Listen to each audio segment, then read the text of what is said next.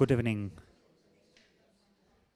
It's nice to see the full house for this brilliant book. Masha, congratulations. Welcome.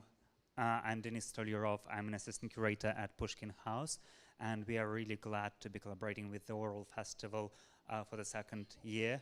Let me introduce Jean, the director of the Orwell Festival, professor of meta history at the University of Westminster and the official historian of the BBC. Jean became director of the Orwell Foundation, then the Orwell Prize in 2007, taken over from Sir Bernard Crick. Under her stewardship, the prize has become Britain's premier prize for political writing, celebrating honest writing and reporting, confronting uncomfortable truths and uncovering hidden voices. Thank you, Jean.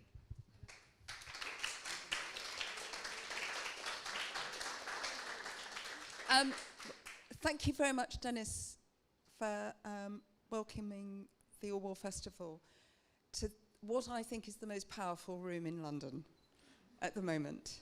I think this is the most grand and austere set of pictures, and I want you just to take in the artist, because never could an artist have produced the pictures that tell you about the event that's going to happen better. And Katya Moroztseva, he says it better than me. I think they are very, very powerful pictures of women protesting. And I just want to sort of really make everybody look at them and feel the power. We are absolutely delighted on all sorts of grounds to have Masha, dear Masha, here. Dear Masha has...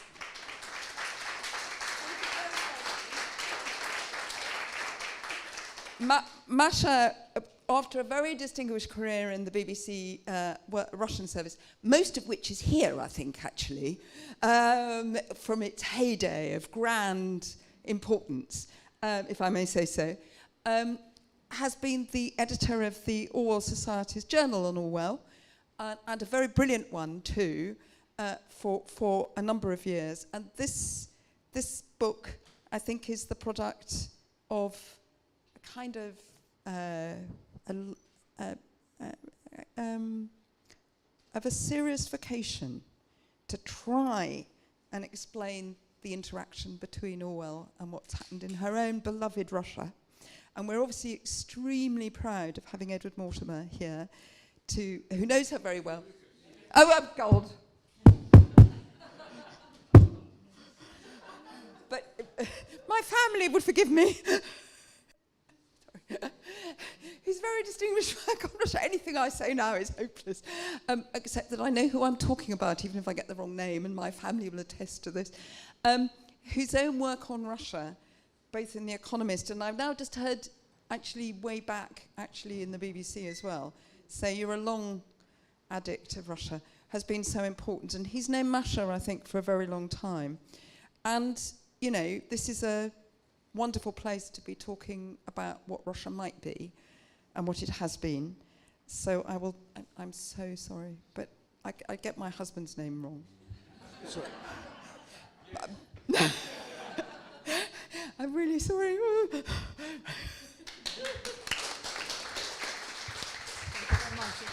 Thanks a lot, Jane. Well, thanks so much for that unforgettable introduction.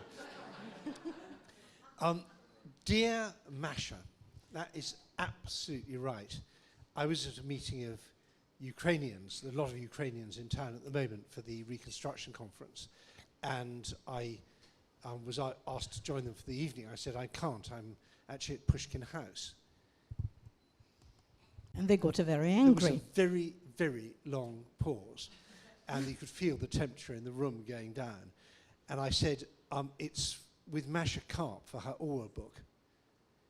Do they have any tickets?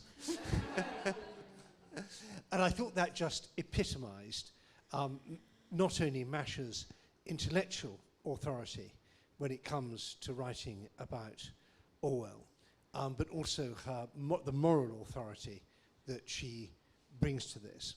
Hands up anyone in the room who has not yet bought or read the book. Okay, well, you know what you have to do. And if you have bought one, buy another one, because it makes a wonderful present for anyone who's going away on holiday this summer or who's not going on holiday this summer. And you might want to buy another one because they make great Christmas presents. And the great thing is that with Masha here, you can actually get to inscribe in English or Russian or perhaps any other thing you want in the book. So it makes an even better present. But it is the most magnificent book, and it's not just the story you tell, it's the way that you tell it. So we are going to have a bit of a discussion with the two of us, where I'm going to ask rather basic questions, and Masha's going to give absolutely brilliant answers. And then we'll turn over to the people in the room, and you will also be able to ask your questions on the things we haven't touched on. I do want to just say my own thank you to the organisers, and also to say how wonderful it is to see old faces from the BBC Russian service here. Some of us last met, I think, in the Bush House canteen in the 1980s, and none of us have changed a bit. We all look exactly the way we used to. But in a way, what hasn't changed is something we thought had changed, is that history has turned a horrible, horrible circle. And what is particularly horrible about it is that for so many of us from that world for so long, we felt we were screaming and nobody could hear us. We were warning about the fact that KGB hadn't really been abolished. We warned about the way in which the Yeltsin Kremlin was rigging elections, shelling its own parliament. We warned about the First Chechen War, the Second Chechen War. We warned about the rise of the oligarchs. We warned about Putin again and again and again. And when we warned about all the other things that happened since. And we were constantly told, you are old Cold Warriors. You don't get it. Russia's changed. The Soviet Union doesn't exist anymore. It's a democracy. They have elections. They have free speech. And that's the way it's going to be forever. So just shut up, get back into your old dusty Cold War box, and let us get on and make money. And it was pretty lonely in those days. It's now very fashionable. Everyone's jumping on the bandwagon. Putin bad. Yes, you get wide consensus on that. What's very special about Masha is that she was one of the people who never, ever believed all this nonsense that we were told, not just by the Kremlin regime, but by their enablers, the bankers and lawyers, accountants and fixers and grifters, and that whole great hurrah chorus who had a great vested interest in saying, all this is basically fine, it's going to be even finer. So big thank you for that. But let's go back to Orwell, because Orwell was never fooled for a minute. And I'm going to do some sort of chronological questions about the kind of narrative arc of the book, which will take us from the beginning up to the present day. I was really struck to know that Orwell's introduction to Russia came through Esperanto. Yes. Can you explain, how did Russia first come onto Orwell's horizon? Right. I first want to thank everybody for these heaps of praise that I received. I don't think they're all deserved, but and it's quite difficult to speak after all these expectations have been raised. But to come to Orwell, has Orwell been fooled? You know, in an Orwell's polemical strain, I would say, yes, sometimes he was fooled, not for very long, but he was. As, for example, he didn't think that Britain should fight Hitler for 2 years, till August 1939. Then he realized how wrong he had been.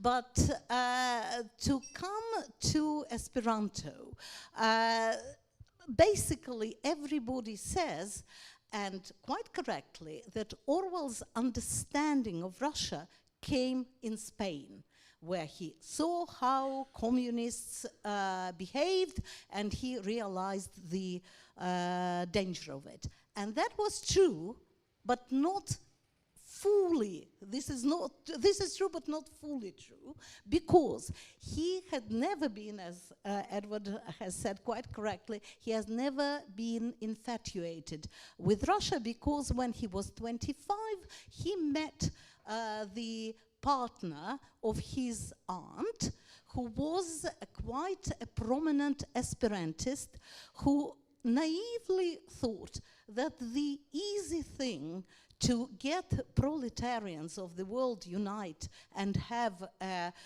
socialist revolution is for them all to speak Esperanto.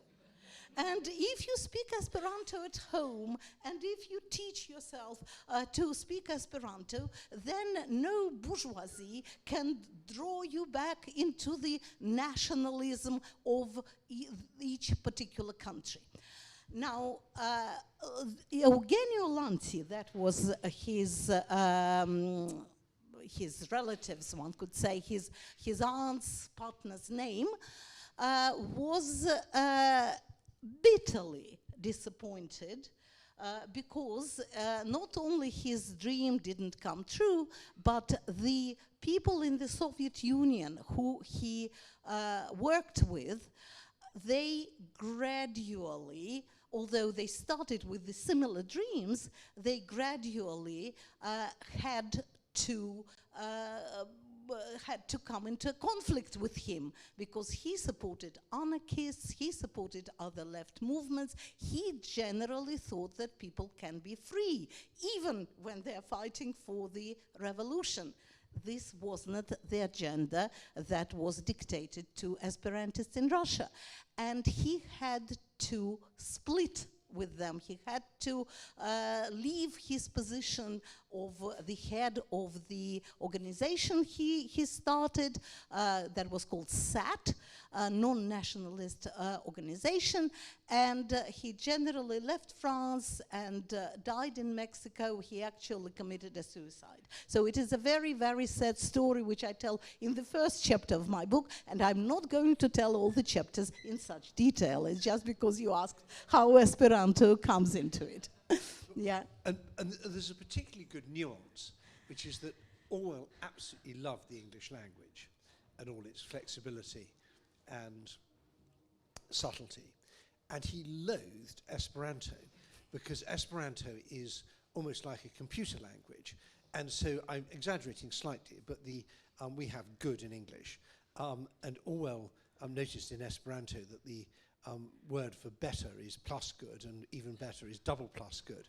And he basically took an ungood and double plus ungood. And he basically, when he was writing about Newspeak in 1984, he was basically mocking Esperanto for its kind of reductionist approach.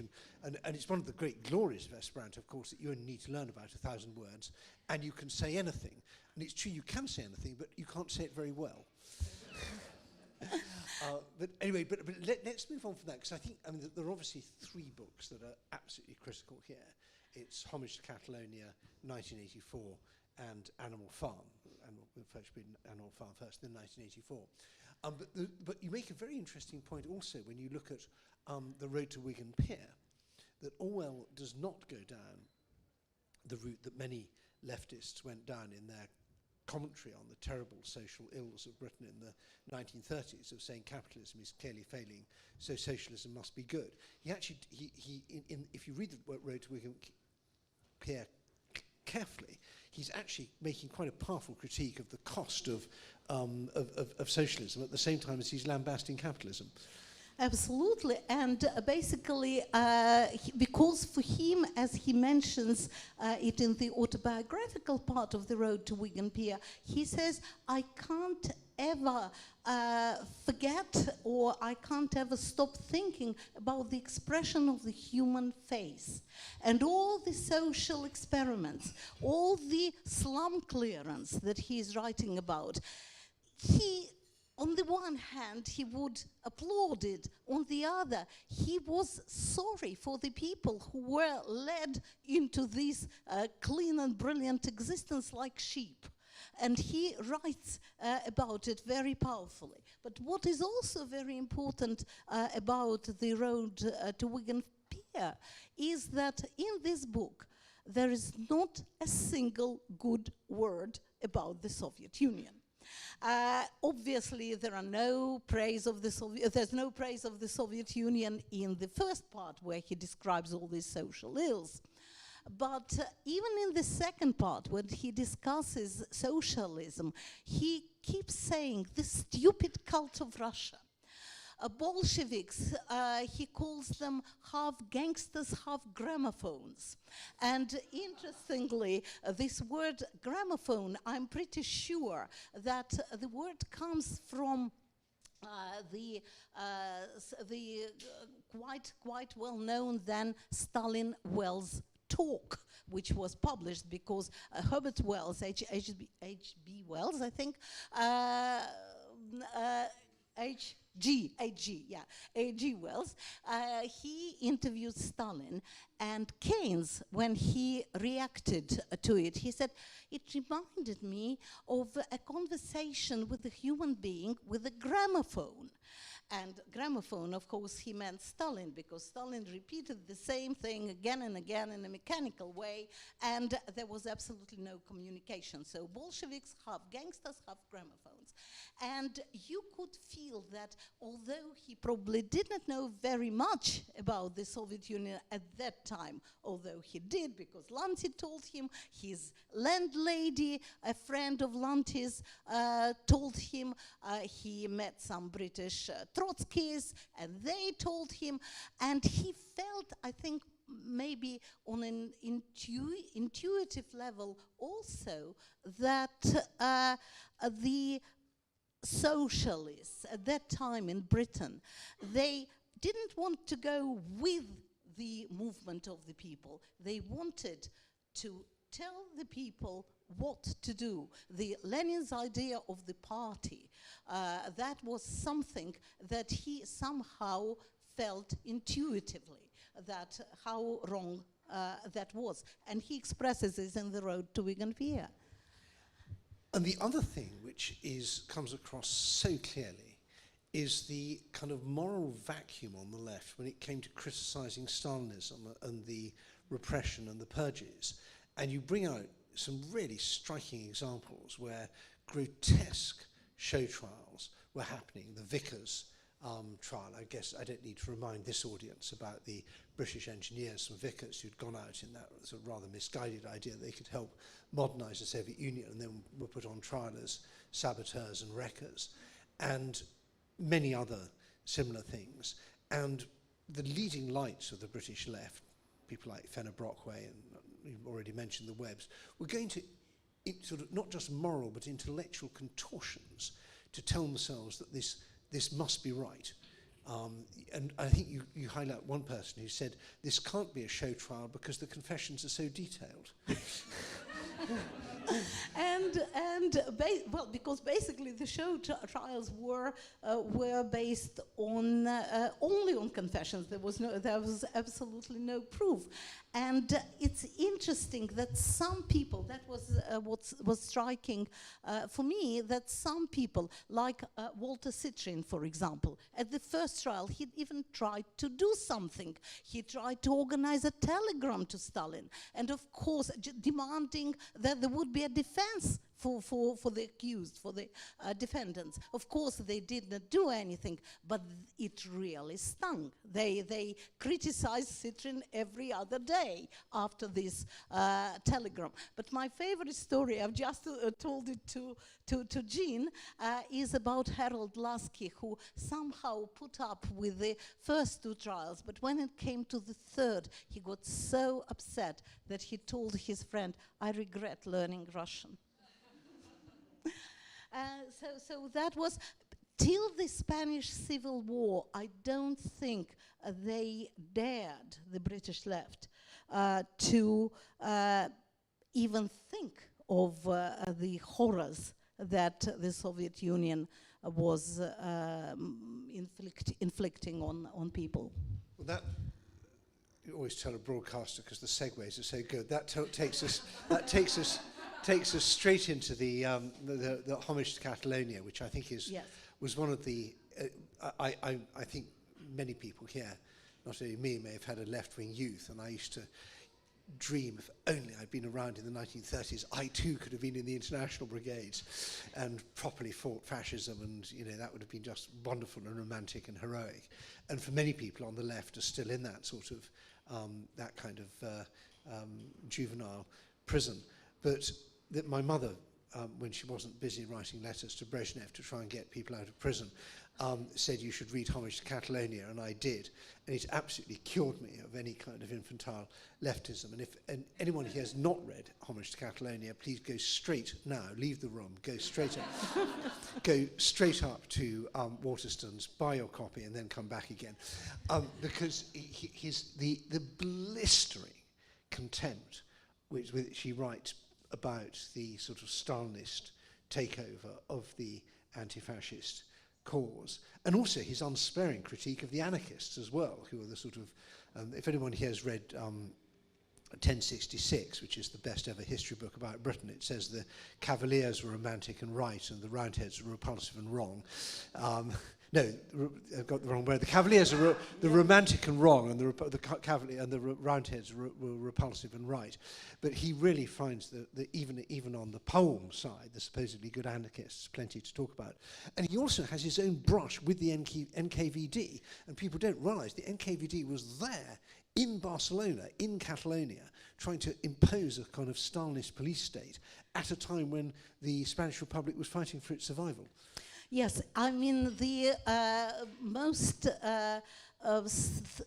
things that I found most striking were the in the research that I was making.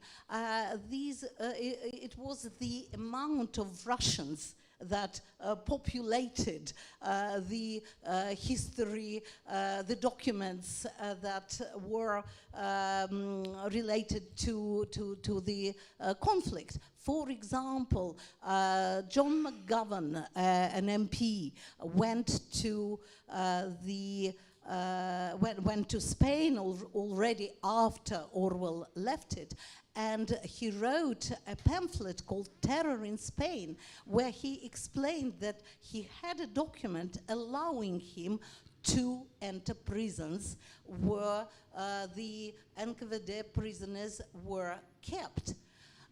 This document was from the Spanish Minister of the Interior, Irujo, I think his name should be pronounced, and they wouldn't let him in because there was a Russian and a German, the people who were standing next to the entrance to the prison, and they said, you might have these papers from the Spanish government, but we are the bosses here. And these were Comintern people and NKVD people who were actually in command. But that was one thing that really, really scared Orwell, I would say, because after this stay there in Spain, where he barely escaped because his room was searched, as everybody knows, and his closest friends were arrested, he had this fear that is going all through his letters of the next couple of years, the fear of concentration camp. He was preparing himself for getting into a concentration camp. And he understood everything that we read in Winston Smith, about Winston Smith's feeling of helplessness. He imagined it after his stay in Spain then. But that was only one thing. The second thing, which I think is very important, is also expressed in Homage to Catalonia, is that, yes, he did not admire Russia at all. But at that point, when he went to Spain, he thought, okay, that's Russia, and but British communists are probably okay. He went to Harry Pollitt to ask for support in his going to Spain, and he thought Russia is one thing. He did not think very highly about the socialist achievement for a moment, but what he saw in Spain scared him maybe even more than all the torture and arrests that he saw. It was the fact that, as he put it, enlightened people in democratic countries believe the lies that communists, Soviet communists, are putting putting through, are publicizing. And that meant that they can't just be left alone, that they can't just live there in the Soviet Union and do all these horrible things that they do, although he wasn't happy about it. But he felt the real danger of these people influencing the minds of people in democratic countries. And that changed him. That made him become the writer he became. And that takes us on to his work during the war. And so hands up everyone here who worked at Bush House. That's very good. Yeah, It was just so wonderful working at Bush House I was there in the 80s and thinking, literally, George Orwell walked up these stairs. Literally, George Orwell did night shifts here. Literally, George Orwell would have sat in this very studio, broadcasting, writing talks and so on. And so he had a very important job there. But the thing that really strikes me about the book is how difficult it was to criticize Stalin after 1941, this appalling sort of the idea we mustn't criticize our Soviet allies, and a sort of hysterical pro-Stalinism or pro-Sovietism that seemed to sweep through Britain from 1941 onwards. And Orwell fought back against it very hard, but he was up against some really seriously nasty people, like the ghastly Smollett, for example. He was very distressed from the very start, from the 22nd of June, when Hitler invaded the Soviet Union. And very soon, Britain felt such a relief that now somebody will be on our side. We had been bombed all this time, and we had been standing alone.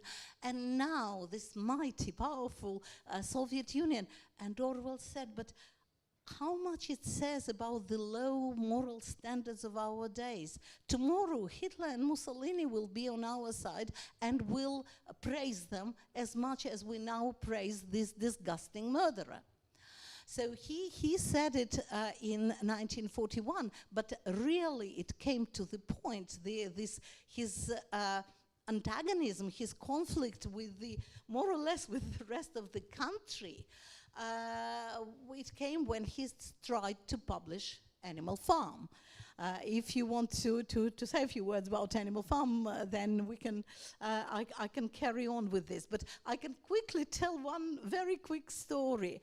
When I first came to this country, I was helping an elderly man, probably half blind, going down the stairs, and he heard my accent, and he asked, obviously, where are you from? And I said, I'm from it was still the Soviet Union, maybe, or maybe I said from Russia. And he just stopped and shouted, our great ally. It was 1990. So the idea that the Soviet Union was our great ally, it wasn't just an idea, people really felt it. There were reasons why they felt it, of course, apart from the bravery and resilience of my countrymen. I don't want to betray them, but also because in the Ministry of Information there was this wonderful gentleman, Peter Smollett, who was in charge of all propaganda related to Russia and to the Soviet Union, and he was the Soviet agent of influence. He was a friend of Burgess and Anthony Blunt, and if they were more real spies getting information, he was somebody who influenced the minds, the hearts and minds of the population in Britain. And Orwell had a horrible brush with him too, sort of a remote brush, because when he felt that he wrote Animal Farm very quickly, and in early 1944 he was already trying to propose, to offer this book to publishers. And one of the publishers, it was Jonathan Cape, went to the Ministry of Information to say, can we please publish this book? And he came straight to Peter Smollett and said, oh, no, no, no, no. It will be such an offense to our great ally. Basically, it is obvious that this is Stalin, and he is shown as a pig, and the Russians are so sensitive. You will spoil all our war effort. And just tell us about the missing preface. I mean, I guess everybody in this room has read Animal Farm, and if you haven't, you're in the wrong meeting. I had no idea, even as a pretty obsessive Orwellista, that the preface was not published along with the... And was that because Orwell thought it was unnecessary, or was it actually censorship? No, it wasn't. I don't think it was censorship, because after Animal Farm, even this very strong attack on English intellectuals, I don't think so. And I think if they had censored it, Orwell would have protested.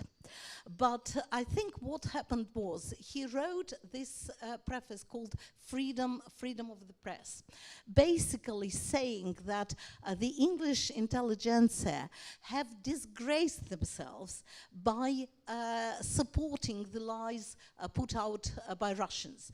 There is just one tiny example. He said the BBC celebrated the 25th anniversary of 1917 revolution, that is in 1943, without mentioning the name of Trotsky.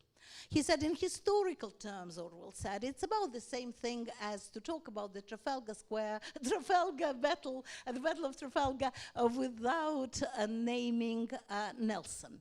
But nobody protested about it. So he is very powerful, very critical of the British intelligentsia. Why? It is known that in the proofs there were several pages left for this particular preface. And then it wasn't published. And I think that he felt that the fable, Animal Farm, is just so powerful in itself. I think he did appreciate it, because it is, that there is no point of addressing these people who still think that their role is to support Comrade Stalin, because otherwise we'll lose the war.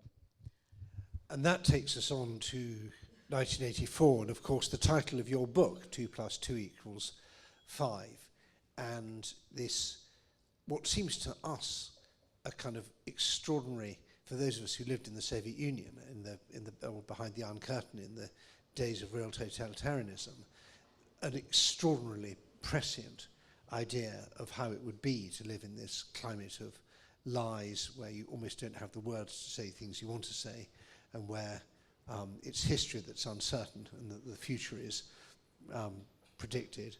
And the idea of the telescreen, which was even in the Cold War, the telescreen seemed a bit futuristic. Now we actually have them. And this one is, by the way, comrades from the Chinese Communist Party, if you're listening, I really hope that you're enjoying this. Excellent.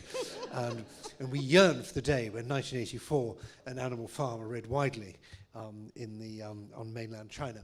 But to talk us through the genesis of 1984, because that wasn't written in a hurry like Animal Farm. That was a more mature, or more considered piece of work. Absolutely. I think he hoped to write something like this the moment he came back from Spain. And I think this idea of 2 + 2 = 5, that is the idea of complete denial of the objective reality, is the central idea for the whole of the novel. Because when we today hear Minister of Foreign Affairs Sergei Lavrov saying Russia never attacked Ukraine, we understand that the disbelief in objective reality is one of the central parts of the totalitarian regime then and totalitarian regime now. And the whole book, I mean, it comes relatively innocently, this formula 2 + 2 = 5, from this Soviet poster of 1931, from the promoting of the very well-known slogan, "Let's do our 5-year-old plan in 4 years."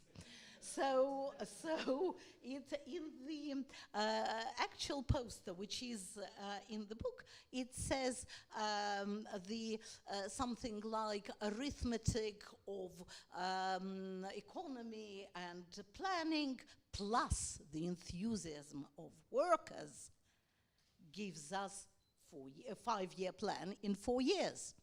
And Orwell learned about it from the book that he, I would say that he not simply read, but he sort of owned it. He felt it got into him, and that's why he didn't acknowledge it as often as he probably should have done.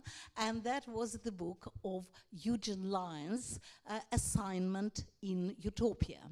And Eugene Lyons, in this book, he says that he felt that he was an American correspondent, I think, of Reuters originally, and he said the absurdity of it, because it was all over Moscow. 2 + 2 = 5.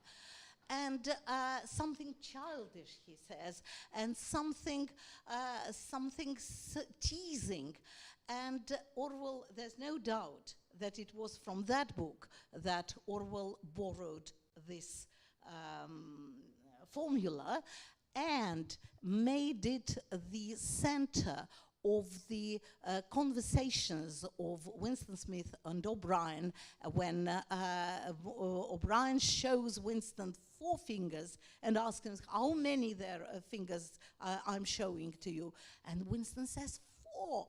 And then he tortures him and tells him that no, it's not 4. It may be 5, it may be 3, as many as the party tells you. And now that we are watching this daily propaganda, which seems crazy, which seems unbelievable, but this is again an exercise in making people disbelieve their own feelings, disbelieve the objective reality they see around them, but follow the line that party, or in this case, in our case, in Russia, the official propaganda is telling them. And just recently, a friend of mine was telling me a story about a young girl, well, not so young, in her 30s, a girl in her 30s, when he said, but look, all this Russian girl in Moscow, he said, but look, all these atrocities, Bucha. And she said, but they've already proven that it was all staging, that it was all a performance. She did not hesitate for a moment, because on television they've already told her that of course it was all imagined. So to come back, I didn't go into 1984, but I'm sure everybody here has read it. I also want to commend you for your analysis of the role, or the non-role of Zamyatin, because people often see parallels between Zamyatin's great sort of futuristic dystopian fable of we and Orwell, but you point out that Orwell actually started writing 1984, certainly before he'd had a chance to read Zamyatin. And I do want to spend quite a lot of time later on the parallels between Orwell and the Kremlin propaganda machine now, not least the 2 Minutes Hate, which I think would be a great name for Solovyov's new show if you want to do something a bit briefer. But I want to just now move on a little bit to how because in a way the aftershocks of Orwell's writing after his death were greater than the shocks at the time. And you write really movingly and interestingly about Orwell's reception inside the Soviet Union, the extraordinary mixture of samizdat and tamizdat, publicate, people typing the books out, which is easy because they're quite short, on typewriters with carbon paper, the efforts to print them abroad, tamizdat, and then send them back in. And also an extraordinary thing, which I didn't know, that the Central Committee actually had Animal Farm translated in a very, very small, limited edition. 1984. 1984, yes. 1984 was yeah. translated in great secrecy for the edification, if that's the right word, of the communist elite, so they should know what all the fuss was about. Yes. Now, that's an extraordinary thing, because they usually translated, there was this special department where they published things for the elite, for the Politburo, for the party elite, for them to know what our enemies are saying. You know, we have to be armed against our enemies. That's why we need to know that. And in Gorbachev's time, it became known how all these books were distributed, what was the hierarchy, what the numbers meant, and they translated the book and published it very soon after the translation was published by Passev. Now, Passev was a Russian emigre publisher based in Germany, but the books were sent to the Soviet Union with the help of book programs funded by the CIA. Now, for many people, this brings shock and horror. The CIA was involved. But as somebody said, that was the best thing that the CIA ever did, because they really tried to feel the thirst, the hunger that Russian intellectuals were feeling for the books they never read, because they never read Orwell, they never read Kafka, they never read some of the writings of their own Russian writers, like even Gorky, who was the epitome of socialist realism. He wasn't, not all his works, let's put it like this, not all his writings were accessible, and the CIA not only funded the publications, they organized these sendings, mailings first, and then just giving the pocket-sized books to tourists, to sailors, to sportsmen, to actors who came abroad. There were not so many in the 60s and 70s, but they sent them to the Soviet Union, and that was, I think, what was clever. I think anybody who took these books, they knew they can either sell them and get some money for themselves, or they can ask somebody or do it themselves, just retype it, as you said, that is turning the tam izdat, that is their publishing, into sam izdat, that is self-publishing. And then these nearly blind copies, as they were called, that where you could hardly see what was written, because it was a well-known song that a typewriter can take 4 copies. People did 10 sometimes. And if you really, really wanted to read what Orwell said, you would sit at night, because people usually read it at night because it was only given to them for 1 night or 2 nights, and try to decipher what it was there.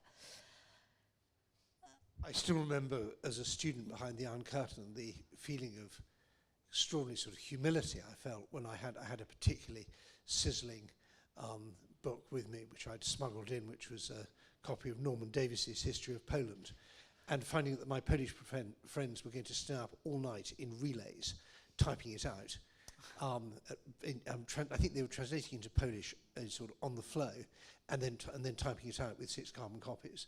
And they said, would I mind very much if I got the book back a day later so they could finish? And I had no idea that I'd read about this, that this would actually happen.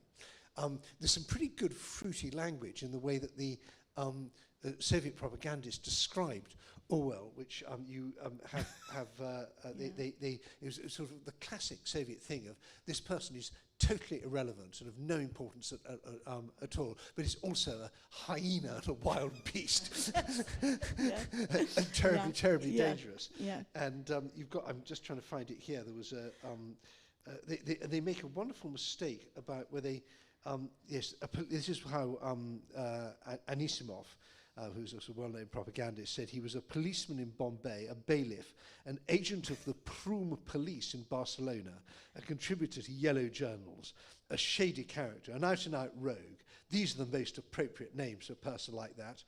English literature has sunk to a level where Orwell counts as a writer. In that country, rubbish is now in great demand. And of course, those of you who read Homage to Catalonia attentively will know that this mistranslation of Prüm police actually is extremely revealing.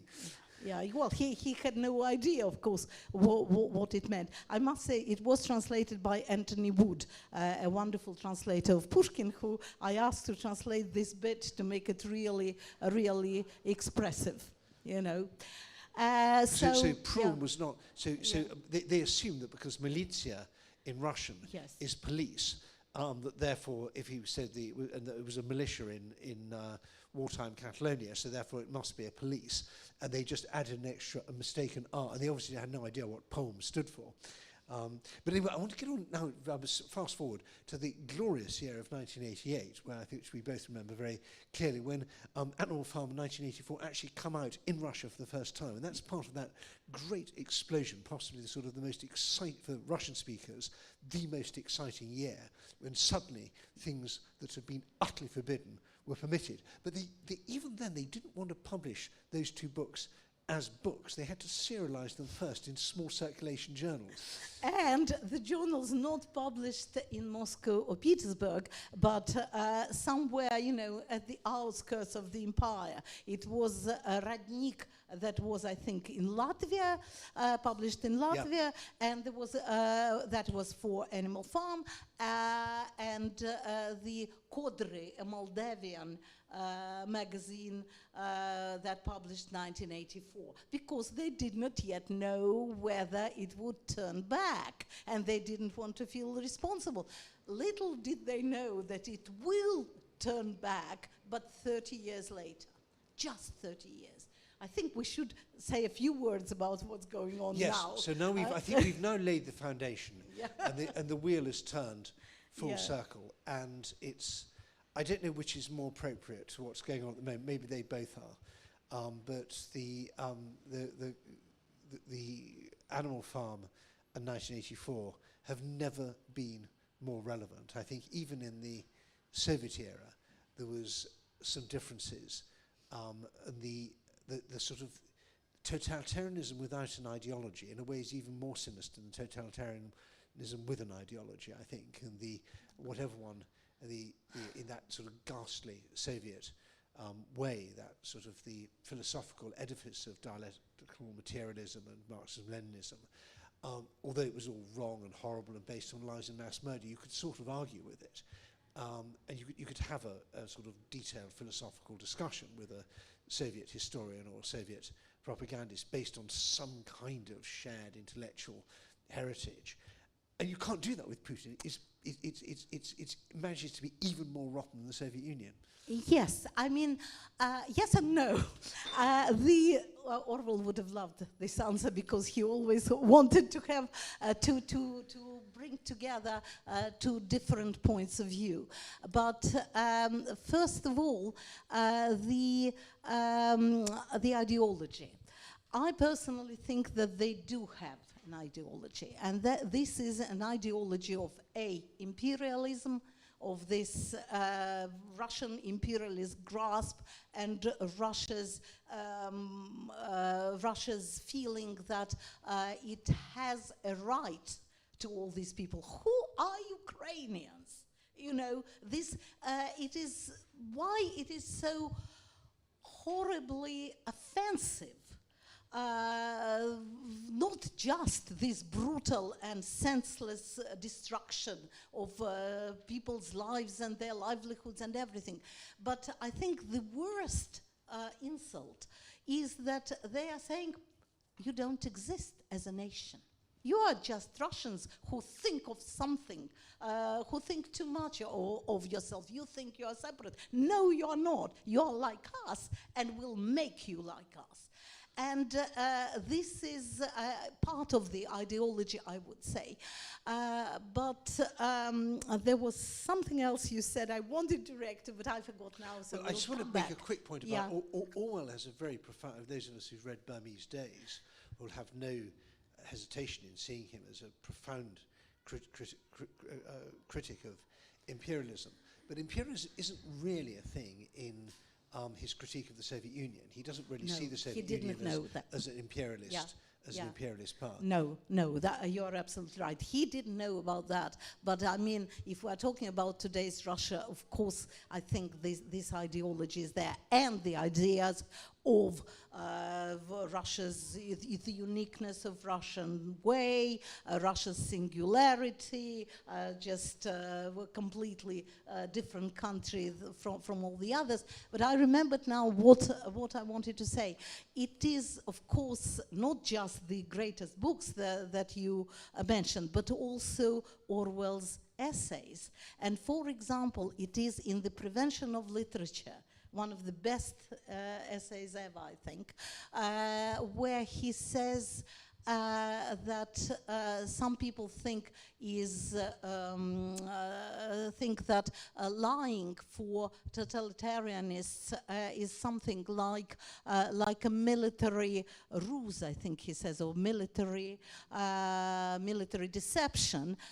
No, it is the keystone. It's something absolutely integral to totalitarianism, and it will stay even when concentration camps and secret police will stop to be necessary. And I think this is, in itself, is a fantastic sentence, although I think he was wrong about the secret police. Secret police is still is necessary, but for many years, for these 30 years, you couldn't explain to anybody in this country that Russia is going totalitarian way, because they would say, and where are the concentration camps? And indeed, there were very few political prisoners, but people were assassinated in the streets. Like Politkovskaya, like Yushchenko, you know, there were people who Nemtsov already in later years. There was intimidation, but intimidation was done in different ways. So, but lying, the system of organized lying was there all the time. Also, there were lots of other things that you would think they're borrowed from 1984. For example, when Winston Smith drinks Victory gin, when he goes to Victory Square, when he smokes Victory cigarettes, this cult of victory in the Second World War, as Russians call it, the Great Patriotic War, that was something that was absolutely necessary for Putin in building this feeling of unity. It is not accidental that his party is called United Russia.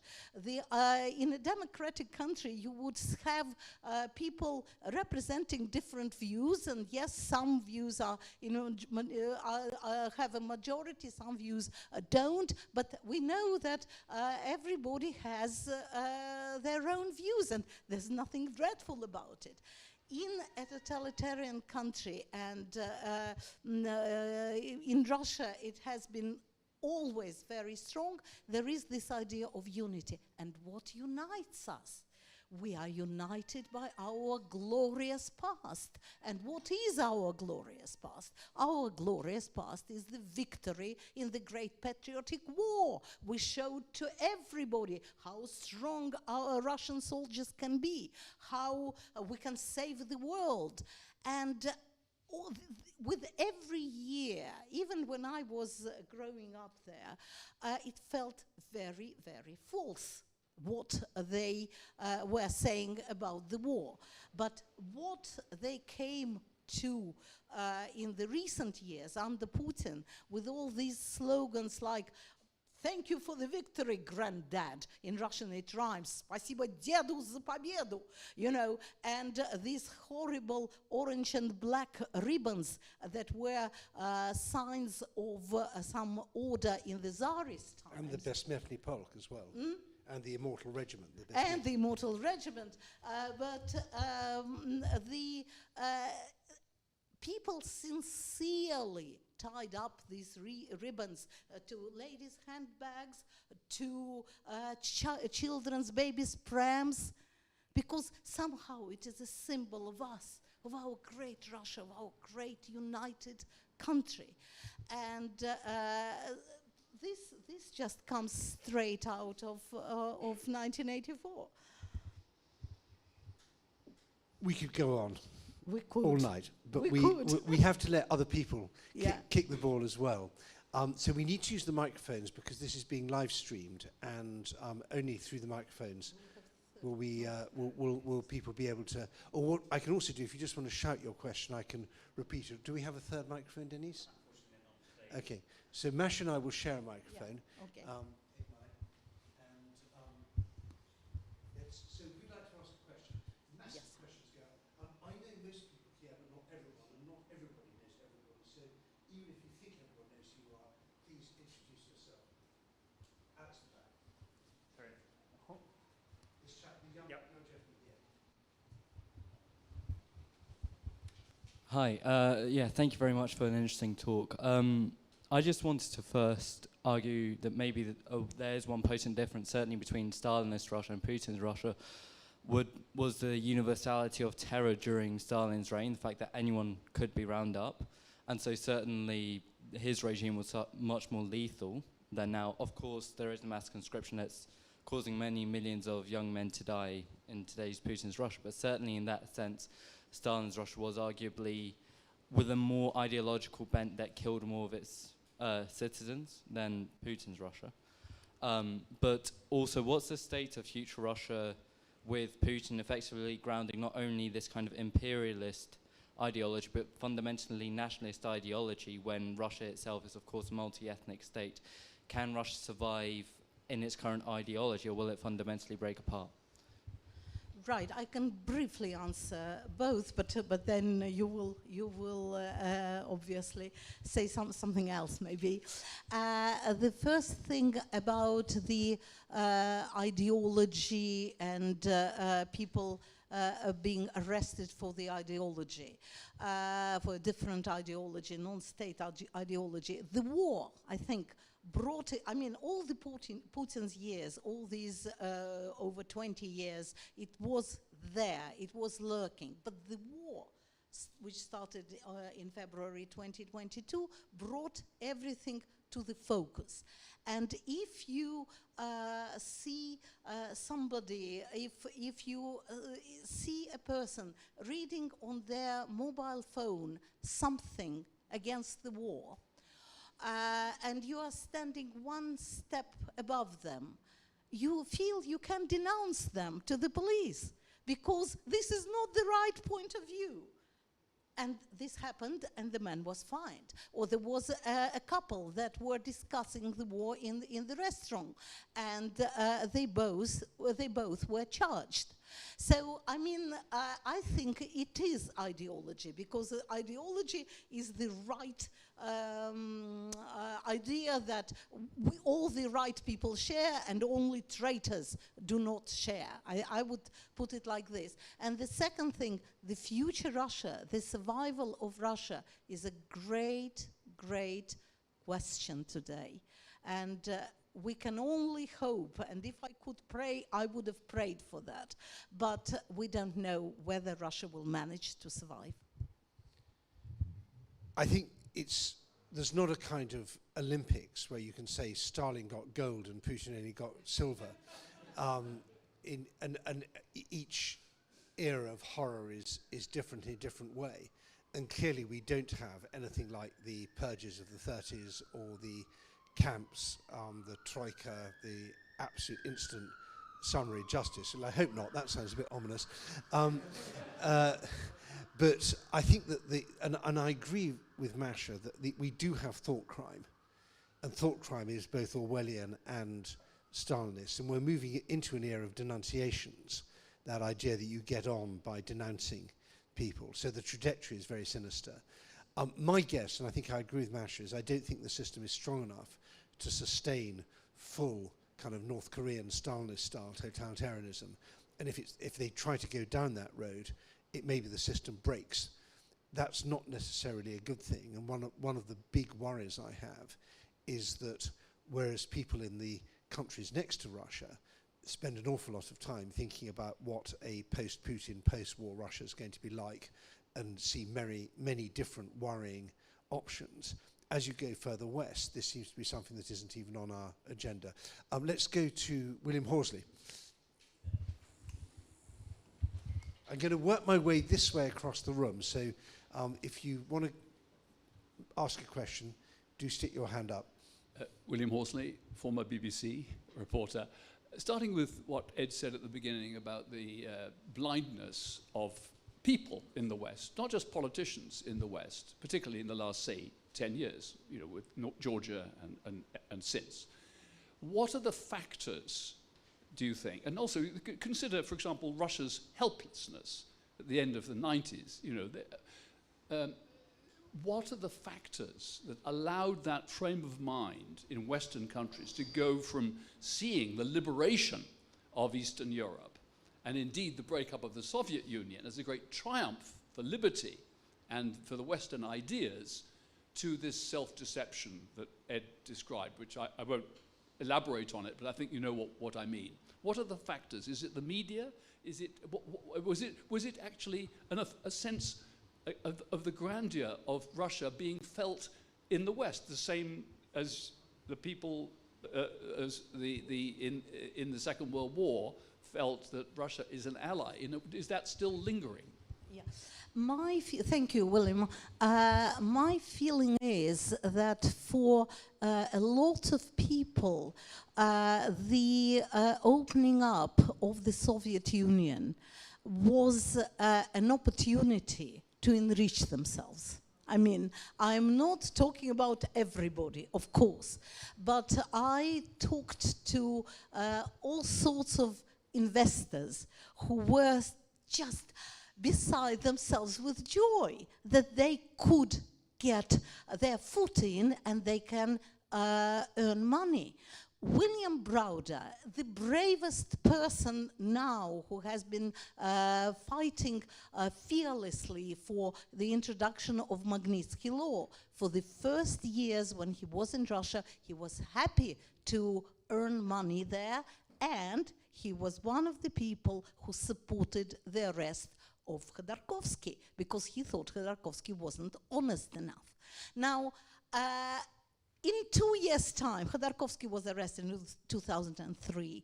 Bill Browder felt that he would not be allowed to Russia anymore. They attacked him. At this point, he understood. But they did not attack everybody. So I think greed is very much greed in the West is very much a factor which influenced politicians in this country and I think in other countries in the West. Well, I completely agree with that, but I think it starts off with ignorance. We didn't really know what was going on the other side of the Iron Curtain. The one thing we did know was that the Soviet Union had been our wartime ally and Russia was very big and potentially very important. And the ignorance begot arrogance, and the arrogance was compounded by naivety, and there was a lot of stubbornness. We didn't want to admit we were wrong, and there was a lot of complacency that we thought there were problems that we could handle them. And it's only now that we're beginning to fill in the sort of the gaps in our mental maps.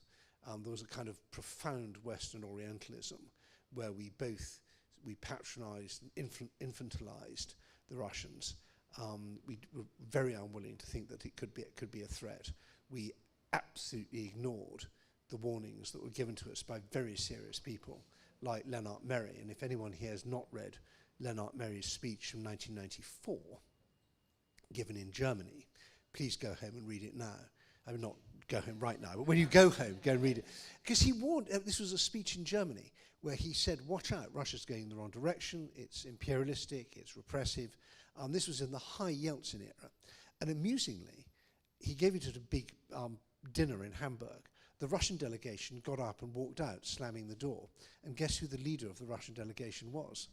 The Deputy Mayor of St. Petersburg, who needs no introduction to this audience. Let's have more questions. Anyone in this part of the room? So the lady here, I'm going to go all the way across, and then after that, Noel, and then we're going to work our way across this. Hello, yes, thank you. I've heard so much about this book, and now finally I get to hear your presentation about it. I wanted to ask a slightly different question. Maybe that's not a very fair question to ask you, but the willingness of people to believe, well, to disbelieve their own eyes and to believe in complete fictions seems to be nowadays very much mirrored in conspiracy theories. So Russia didn't invade Ukraine, Bucha was staged, COVID is a hoax, 5G masts are, I don't know, transmitting, well, they're all chipping us with something. Do you see the current Russian climate, do you see it as somehow influenced or maybe influencing a greater kind of global or Western kind of disbelief in facts or something else, information bubbles perhaps? So if somebody is not in your bubble, they are not asking a real question, something like that? Right. Yeah, you go. All right. Well, I'm sure this phenomenon in itself is ubiquitous. It is everywhere. I think partially it is born by, it originated thanks to social networks. I think this is one of the places where you can obviously have your own bubble. And everybody in my bubble says that COVID is a hoax.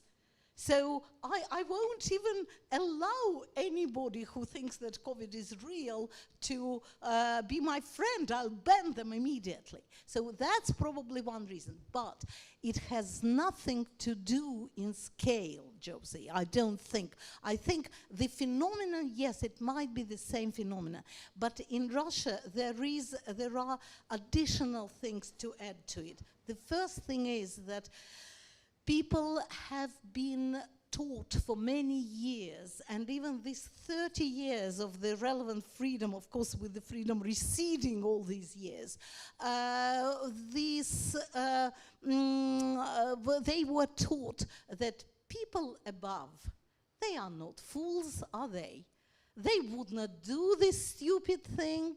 They would do what is intelligent. I heard people in Vox Pop saying, when they were saying, oh, the war is awful, are you against the war? Of course, generally I am against the war, but people above us, how can they? They definitely won't make this stupid mistake. So the upbringing, and as Orwell say, I mean, I hope nobody will take this remark as Russophobic. I don't mean it's an ethnic thing, but it is a social thing. Orwell was saying, if it is possible to breed hornless cows, it should be possible to breed people who do not wish for freedom. I mean, I'm not saying that people in Russia do not wish to have freedom, but for so many years, this desire was stamped out. And they know that if you have some initiative, if you want to protest, you will be punished, always. Yes, these years it was a little bit easier, but the moment it started getting tough, all these instincts got reborn. I have nothing to add to that, but let's go straight to Noel Hadji Michael. So, oh, sorry, lady. Yes, the next. I'm trying to be very systematic. Go ahead, Felix, good. Yeah, go ahead. Yes, and then Noel. Thank you, Fidelis Robinson. You mentioned kind of the populist leaders going back to historical facts and the Great Patriotic War and others. I'm from Turkey, and I see very simple similarities with Turkey, with Turkey's Erdogan, looking at Turkish history and using this sort of historical nationalistic symbols. But he's also rewriting history. So it's not just, you know, the great independence war as in Great Patriotic War in Russia, but it's also going back to Ottomans. And I think Putin is doing the same thing as well. It's not what Stalin was doing about Great Patriotic War, but it's actually going back to Imperial Russia. Is he really rewriting history and people are buying it? I mean, how is he doing it? I mean, generally, I think the propaganda of today is working much better than the propaganda of the Soviet years. Yes, history is rewritten because during these 20 years of Putin's reign, any serious thinking was generally discouraged. I would say the country was corrupted by mass entertainment, by bits of money that were coming people's way, by trying to dumb down the population. And in these circumstances, who remembers about Molotov-Ribbentrop Pact, for example? People do not. And it's easy to say that this was just a very sensible way of protecting our beloved country, and that was a diplomatic thing. And of course, we did not invade Lithuania or Latvia or Estonia because their legitimate governments asked us to come in and help them. And who remembers what was there? So it's to falsify history is one of the easiest things in the world, I think. No, go ahead. David Brumell, in fact, Pushkin Club, GB Russia Society. Not at all, not at all. Masha, may I first thank you for writing this brilliant book and for this fascinating discussion. I think we've all agreed that Mr. Putin was grossly underestimated by many people when he came to power in 1999. Some of us remember the apartment bombing, the dreadful apartment bombings, which the KGB clearly did. Putin himself was a low-grade KGB officer. Nothing he's done has surprised me. But can we go back further? Don't you think the fundamental problem in many parts of the Western intelligentsia is a failure to recognize the evil of the Soviet Union, particularly during the Stalinist period? Very few people in the West even know the term Yezhovshchina. They simply have failed to recognize the evil of that, whereas they recognize the Holocaust and the evils of Nazi Germany.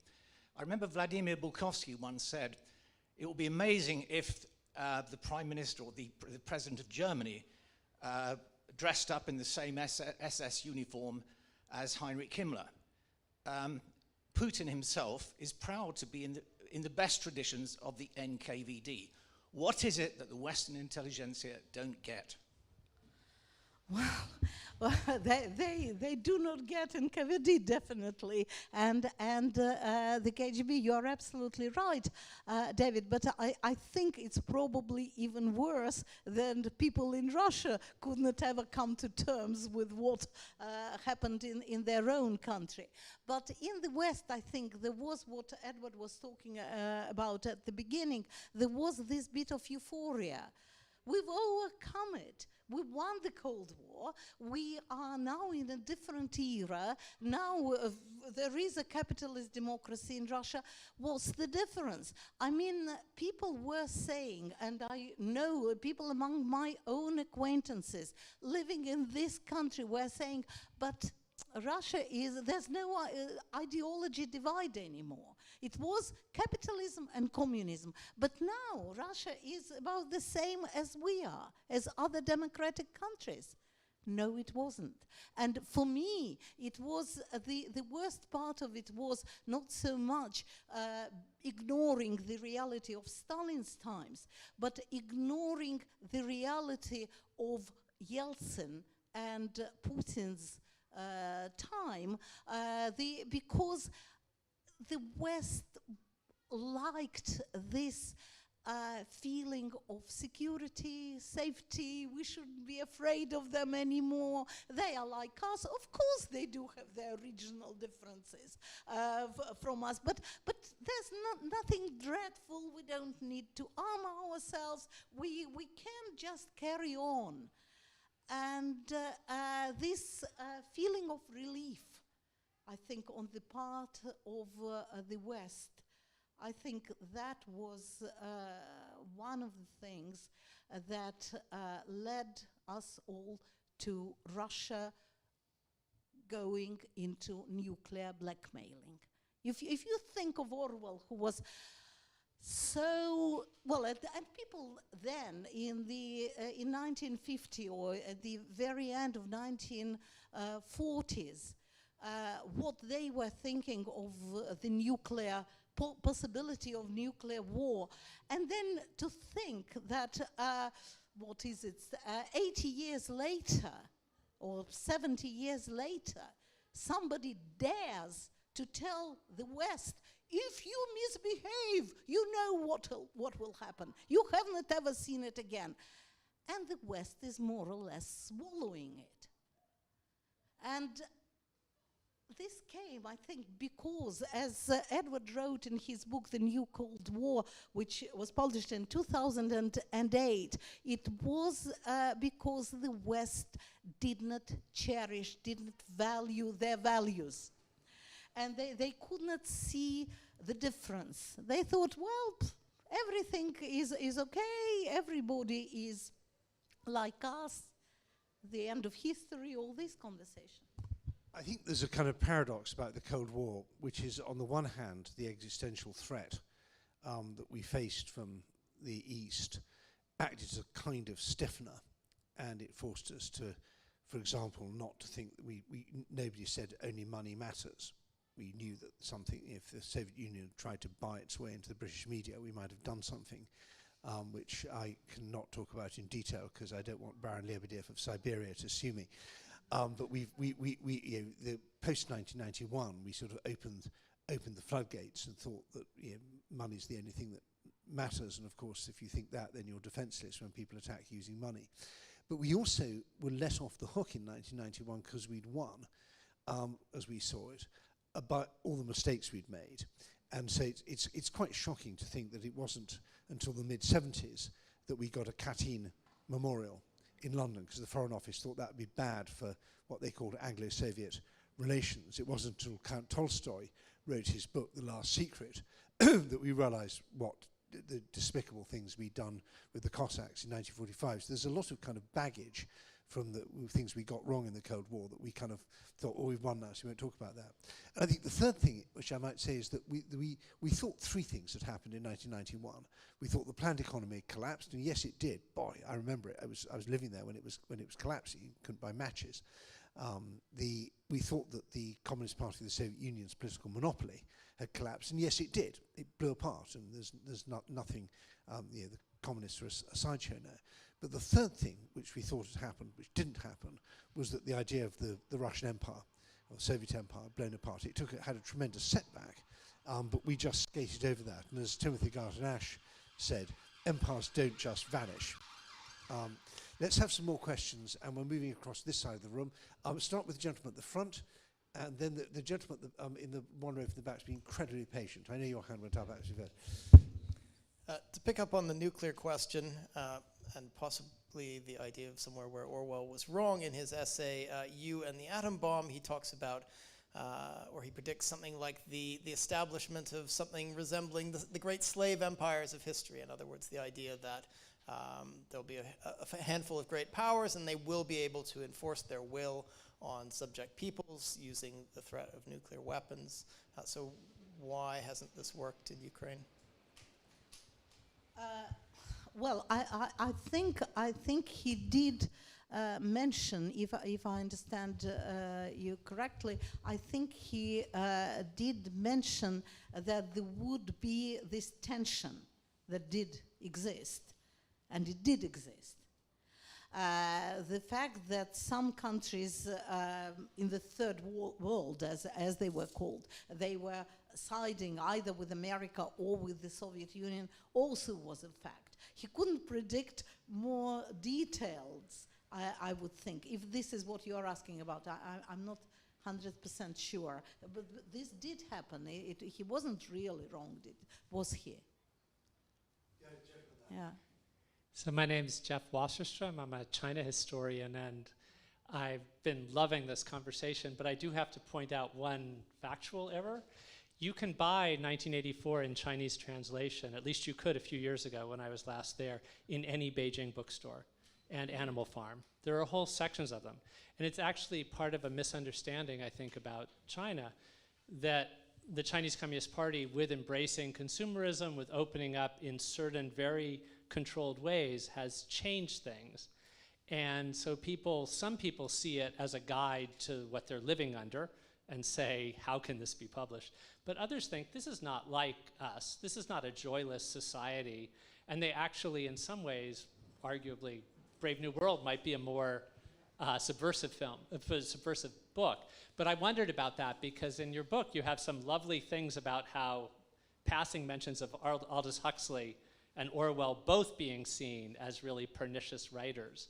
I was wondering if you could talk a little bit about how other dystopian writers were seen in Russia and the Soviet Union, because Huxley was also banned, even though he was a critic of capitalism, right, in some ways. Thanks. Look, thank you for your question. Look, lots of writers were not necessarily banned, but they were simply not published.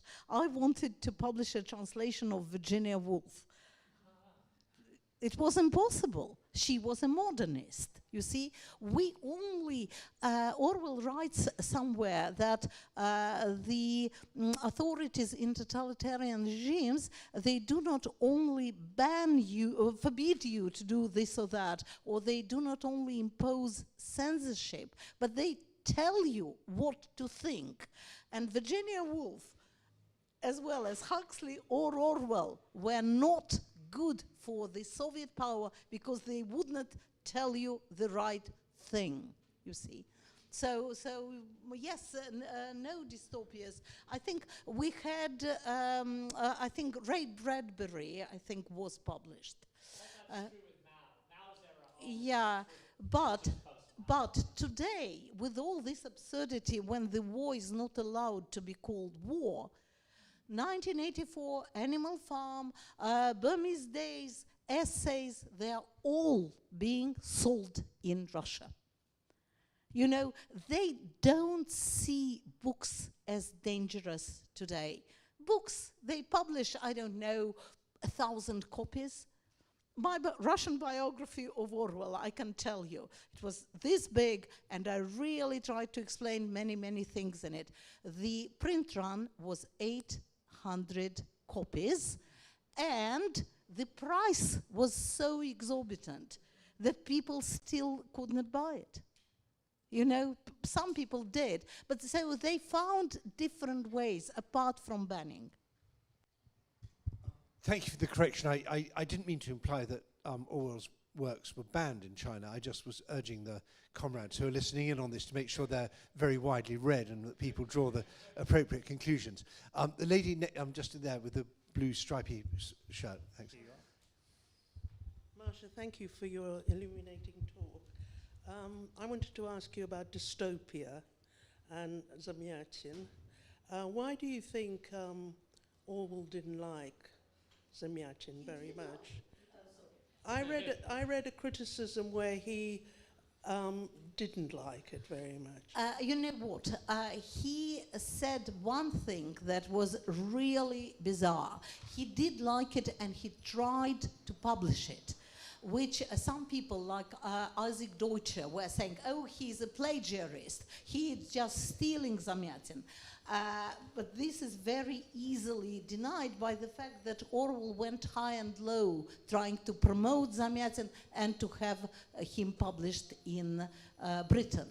But he wrote, this is called, his review is called Yes, it's the Freedom review, or Happiness. the or review something. I'm talking about. Yes, he wrote a review, and I think this is called something like, I might be wrong, Freedom or Happiness, that was published in Tribune quite early, 1946, I would think.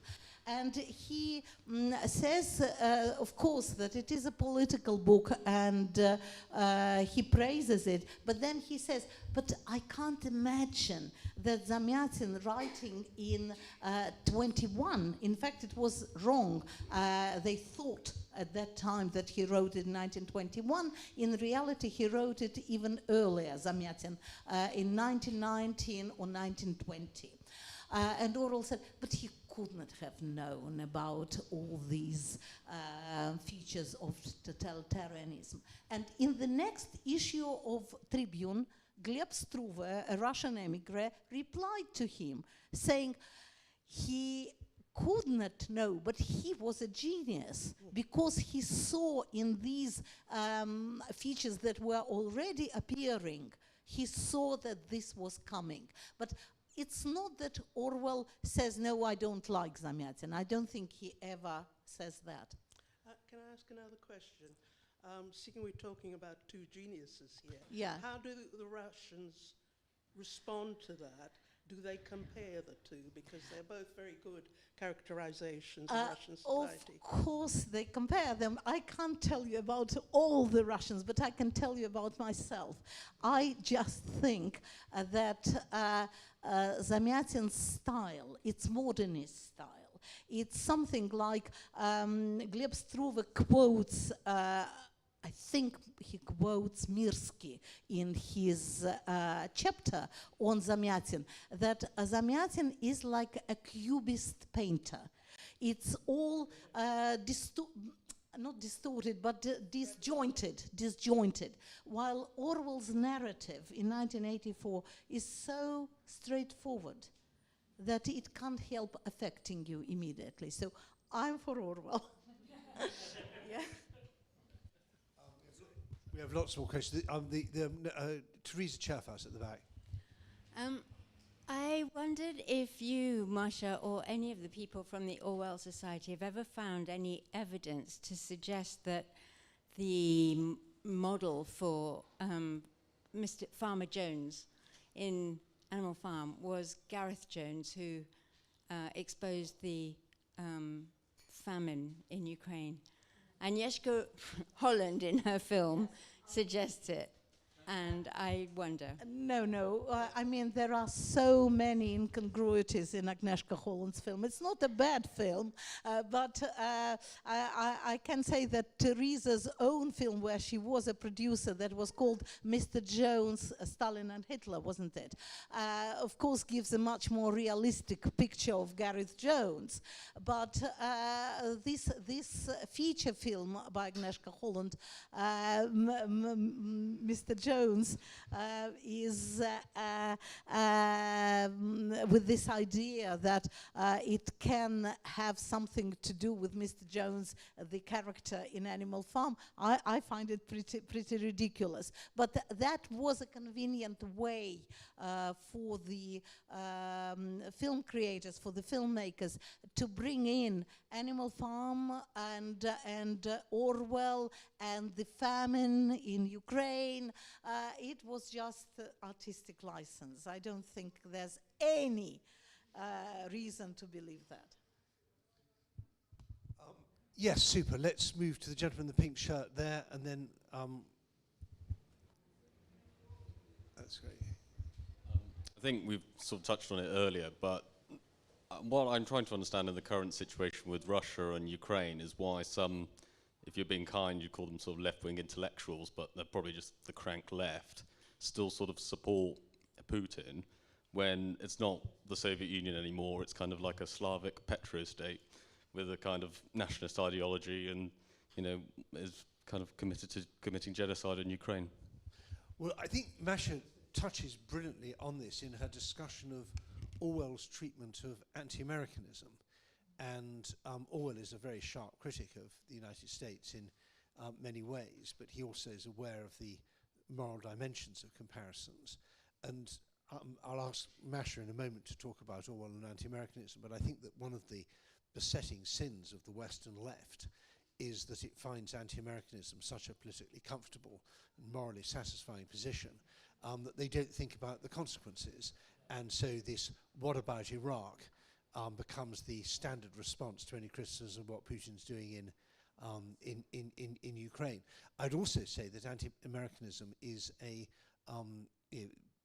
serious problem as we try and get the global south, or the countries outside the West, interested in this. But for many of them, they see this as being Afghanistan Mark II, that Ukraine is a Western proxy, it's getting a kicking, so good, end of story. And so there's a lot to say on this, and I'm going to get Masha to say it. No, well, anti-Americanism is the thing that unites Russia and cranky left, as you said, in the West. And Orwell was saying when was that? I don't quite remember, but one of the essays of late 1940s, he was saying an anti-American mob is small but very vocal, very loud, very noisy. In the years that gone by, it was actually a letter, it was called In Defense of Comrade Zeliekas, if I'm pronouncing correctly. He felt, he knew that, and he thought, he expressed in that letter that that was a fashion of the moment. This fashion never stopped. This was going on, and the crowd, from a small crowd, grew bigger and bigger. And that's why you are absolutely right. I was wondering myself, how, when there is no Soviet Union anymore, why are you supporting them? It's unbelievable. Wait for the microphone, please, for those who are watching online. To me, I think it's sort of like a strange Slavic Orientalism, whereby you mythologize everything that comes from Russia, and you think there's some sort of natural truth, I don't know, in the Ruski Mir, and that everything they say must be sort of correct. I'm completely confused as to why anyone would believe it. I think the epitome of this is if you go and see Patriots, which is on by my great friend Rupert Gould, but I'm afraid they've fallen into this trap of this sort of Orientalism and sentimentalizing Russia with all the results that brings. I just want to read you, because I think we haven't focused quite enough on the book. This is a great quote from Masha's book, from Orwell himself. To be anti-American nowadays is to shout with the mob. Of course, it's only a minor mob, but it's a vocal one. At any given moment, there's always an orthodoxy, a parrot cry, which must be repeated. And in the more active section of the left, the orthodoxy of the moment is anti-Americanism. To speak favorably of America, to recall that the Americans helped us in 1940 when the Russians were supplying the Germans with oil and setting on their communist parties to sabotage the war effort, that's to be branded as reactionary. I feel that the first half of that could be literally said about Jeremy Corbyn now. Let's have some more, a couple more questions. We'll finish up on this side of the room. Yes, go ahead.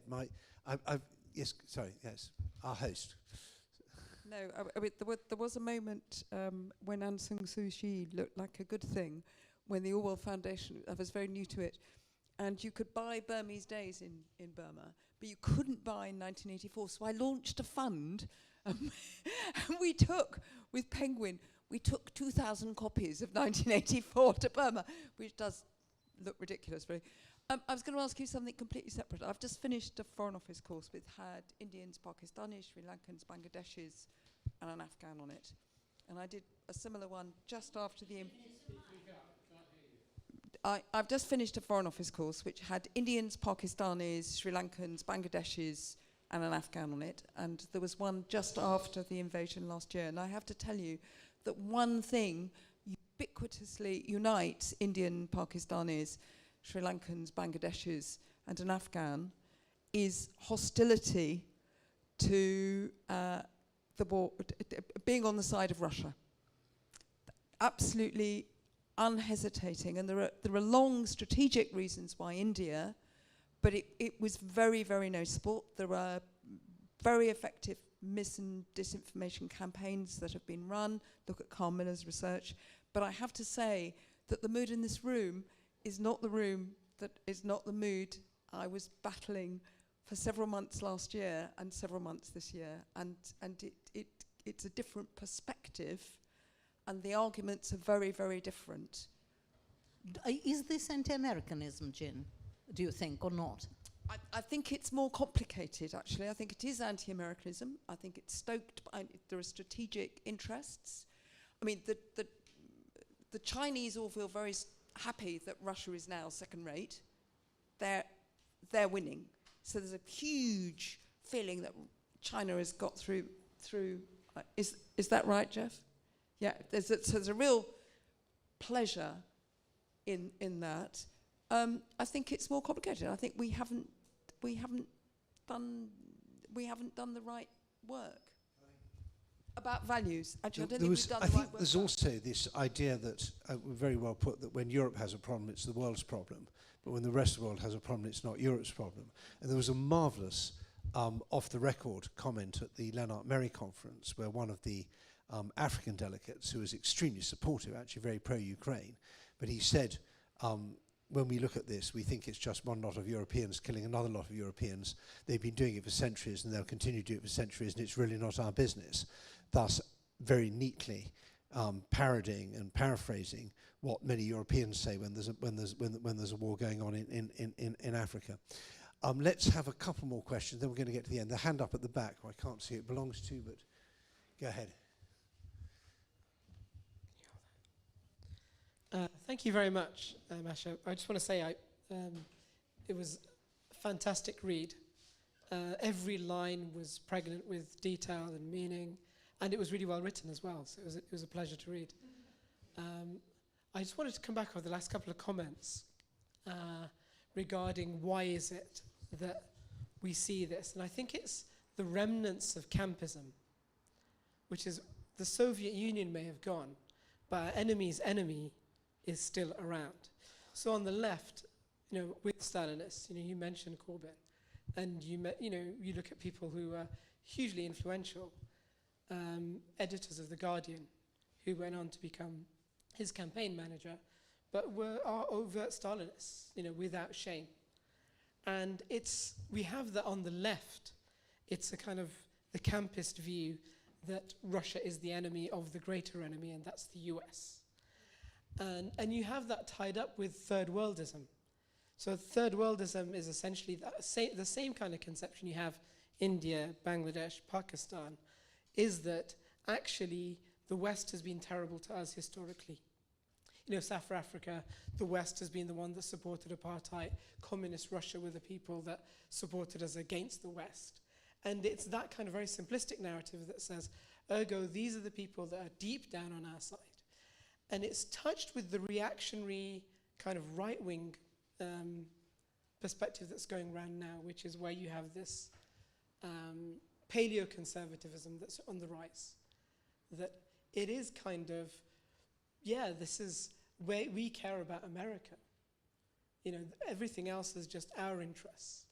And that's combined to have this kind of very strange combination of right-wing, hard left, combination of people that come together to say, we're really pro-Russian. And it's a strange kind of phenomena. But the one thing that we don't seem to get, and I think this is probably the same historic trajectory, is that we don't seem to see that our inability to stand up for our principles means that we let Putin kill a quarter of the population of Chechnya. We thought it was a perfectly acceptable response. We let the invasion of Georgia take place. We let and did nothing. And you know, the point you just mentioned about the African delegate saying, white people are just killing white people. It was Obama that said, Syria, it's just 1,000 years. This is what they do. They've been killing each other for 1,000 years. How can we go there and stop it? You know, that inversion is the same thing. And I think, sorry, no, I just wanted to rant. But thank you for your comment. It was very interesting. Hello, Elena Taraban. I would like to ask for a piece of advice, please, if I may, maybe you or maybe someone from the audience. I've lived in this country for more than 20 years. I communicate in English, but I speak with a Russian accent. So, me too. Yes, that's exactly the point. When I meet someone now and they ask me where my accent comes from, I don't want to say. I don't want to start any new communication or conversation with people explaining how hurtful it is, how painful it is.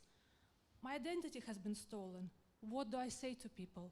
Where I come from? I can tell you. I say I'm from Russia, but I'm against the war. And that's what people, the 100% reaction is, of course you are against the war. I mean, people want to be nice. I don't know if they fully believe me, but I feel that I have to say it. I mean, I do not believe in collective guilt or collective responsibility, but I still feel that this is my country. This is the country where I'm from. And I believe that there are about 20% of the people in Russia who are against the war and against the Putin regime. And you see that just now there's been this incredible media marathon where people collected money for the political prisoners in Russia. And they collected first over 34 million, and then it got up to 40 million rubles, which is not very big sum in Western money. It's 320,000 pounds. But this marathon had a wonderful slogan. The slogan was, "You are not alone." And it showed all these numerous people across the country that no matter how tiny their donation was for Vladimir Karamurza, for Alexei Navalny, for other people who are in prison, that there are other peoples like them who hope that these political prisoners will be released, or at least that they could help with their money for their lawyers. And I think we should believe that there are people like this in Russia. Maybe there are fewer of them than a fifth of the population. But given Russia's scale, it's quite a lot of people. And they do not have any representation in political structures, or today they don't have even any presence in the media. But there are still 20% of people who are against it. So that's why when people hear my accent, I always say, yes, I'm a Russian, but I am against the war. I also think the question's quite rude. This, where are you from? You say, I'm from Barnet, but where are you really from? And I think you're entitled to push back on that and say, I'm a British citizen if you want, or I live here. And it's so I don't think you have to answer that. It's perfectly okay to speak with any kind of accent. So I think we've come to the end now. I just want to finish by reading you the final 2 paragraphs of Masha's book before you go and buy all the remaining copies that are on sale at a very economical $21.99 downstairs. And so this quote goes like this: "Against that shifting, phantasmagoric world in which black may be white tomorrow and yesterday's weather can be changed by decree, there are, in reality, only 2 safeguards. One is that however much you deny the truth goes on existing, as it were, behind your back, and you consequently can't violate it in ways that impair military efficiency. The other is that so long as some parts of the earth remain unconquered, the liberal tradition can be kept alive." And this is Orwell, this is not me. No, the second paragraph is by Masha. These safeguards do not exist, she writes in 1984, where military efficiency is not all that important. and the philosophies of Oceania, Eurasia, and East Asia barely distinguishable. But in today's real world, with military efficiency still relevant and some parts of the earth unconquered, it should be possible to confront the leaders who are trying to impose the shifting phantasmagoria onto the whole planet. It's just vital to keep the liberal tradition alive. Masha, I don't think Orwell himself could have expressed that better. Please join me in thanking Masha.